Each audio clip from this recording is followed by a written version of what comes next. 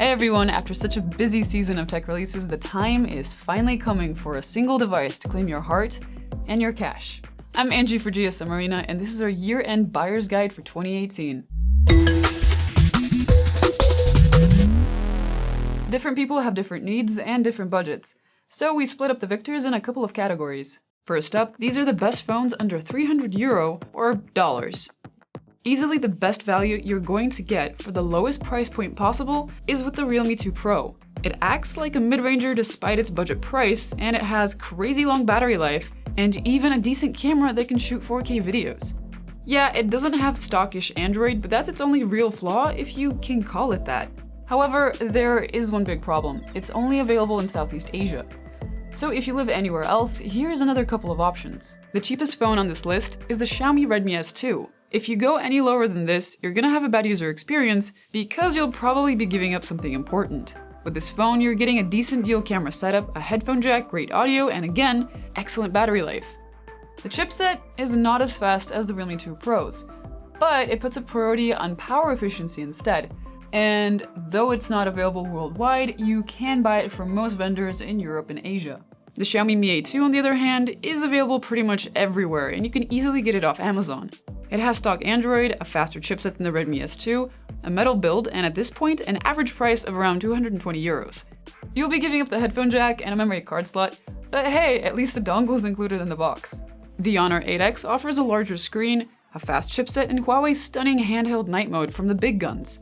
It shares many of the same features as the Mate 20 Lite, but it has a bigger screen and a different selfie camera while keeping a lower price. For those of you in the US, the Moto X4 is a really good option if you're looking for an affordable device with water resistance. It's pretty compact, it's part of the Android One program, and it even has a secondary wide camera. However, battery and performance aren't quite as good as the other phones on this list. The real competition starts with phones that are a tier up, and with them you get a lot more features and power for the money. These are the best phones under $400. To no one's surprise, our top pick in this segment is the Pocophone F1. This device probably has the best value of any phone on this list, and it's a market disruptor if we've ever seen one. It has a flagship-grade chipset, great battery life, and a rather capable camera. I'd even go as far to say that this is the best camera at this price point. The phone's biggest flaws are the lack of NFC for those who need it for mobile payments, and the not-so-premium plastic back that doesn't really feel like a flagship's. And that's the thing, I'm comparing it to a flagship. I'm not comparing it to other phones in its category, because if I do, there's really no competition. However, as amazing as this phone is, once again, it's not available everywhere, and you might have a little bit of difficulty finding it in some markets. And if you're from the US, then I don't recommend this phone at all. Because the thing is, it has limited LTE bands, which means you'll have horrible cell reception if you do end up getting it. The Honor Play is also worth considering, though it also has too few LTE bands for stateside users. It has the same chipset as the P20 Pro, a metal build, and a surprisingly good camera. Battery life is spectacular too. So if the Poco isn't your thing, this is the best alternative around. As for the Americans among you, the Nokia 7.1 is a pretty good Android device with snappy performance and a nice screen. It has no IP68 protection, however, so if that's important to you, the LG G6 is a better option for you. Sure, it's a bit older and the chipset isn't quite at the same level as the Poco or Honor Play, but the cameras are great, the build quality is flagship level, and it's probably the only phone with a Quad HD screen at this price. If you have around $600 to spend, or even a little less, you've entered official flagship territory. For a limited time, Samsung is offering the Galaxy S9 for around $520 USD or Euro. This is one of the best phones, period, and I've personally used it as a daily driver for months, despite having the option to use a lot of other flagships.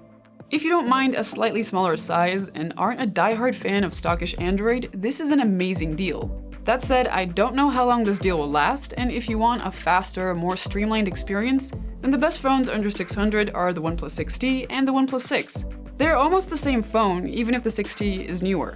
The real differences are that the 6T has a slightly bigger screen, a slightly smaller notch, and an in-display fingerprint reader. Oh, and it lacks a headphone jack. On top of all this, OnePlus recently announced that they're reducing the price of the 6 by around $100. So if you want an even better deal, I'd completely forego the 6T. Now that we've passed the $600 mark, we're entering the realm of expensive flagships, amazing cameras, and Apple products. And there's probably two questions you're asking yourself. which is the best smartphone camera and which is the best phone overall. And the thing is, they're probably gonna be one and the same device. Because the more money that manufacturers have to throw at a phone, the more likely they're gonna stuff the phone's camera with amazing hardware and just make it epic. There's only one exception I can think of, and that's Google's Pixels. The Pixel 3 and Pixel 2 phones have amazing cameras, and for many people, they have the best cameras in the smartphone industry. However, even as Google is improving the looks of these devices and the power of their cameras, they've started to let a few too many issues slide. You could say that they're turning into proof of concept phones rather than devices you can really depend on. However, if you're set on going this route, the Pixel 3 and the Pixel 2 XL have the best value. So, what phones have the best cameras without sacrificing any functionality? Well, the newest iPhones have cameras that are nothing short of excellent. For most people, the iPhone XR should be enough since it offers the same main camera as the iPhone XS and can do portraits with adjustable bokeh. However, if you really want to take zoom photos and then watch them on an AMOLED, then maybe you should invest in the XS. Maybe, if you want to spend another $200. Or just go get an iPhone 8 Plus. It still has a great camera and it allows you to do an optical zoom. The Note 9 also sports an excellent double camera setup with great video capabilities. It has the best screen you can find in a flagship, all the features you expect of a flagship, and all the features you've grown to love but have mostly given up on in recent years. A microSD slot, a headphone jack, and the S Pen. It's also dropped €200 in price since its launch, so it's actually slowly entering a price range that, while high, doesn't induce physical pain. However, iPhones and Notes might not be your style. Or you might really enjoy night photography. In that case, there's a phone with 3 cameras in the back that might have it all, the Mate 20 Pro. You get a zoom camera, a regular camera, and a wide-angle one, along with a fantastic night mode that's only beat by Google's Night Sight. The Mate 20 Pro also sports stabilization for 4K video, unlike last year's Mate 10 Pro, so even the videographers among you are covered. As for the features the phone includes, well, it's everything from water protection to reverse wireless phone charging, to regular wireless charging, to an in-display fingerprint reader, to a 4,200 mAh battery, to being able to link to a computer, to... Safe to say, it's a pretty great phone, and if you don't mind Huawei software, maybe even the best around. Thanks for watching. We hope that this video helps clear up some confusion, but if you're curious about even more phones, then check out the link in the description down below. It's a link to the full guide on our website that has even more categories and even more devices. If you like this video though, hit the like button down below and subscribe to get our latest tech reviews as soon as they're out. See you next time.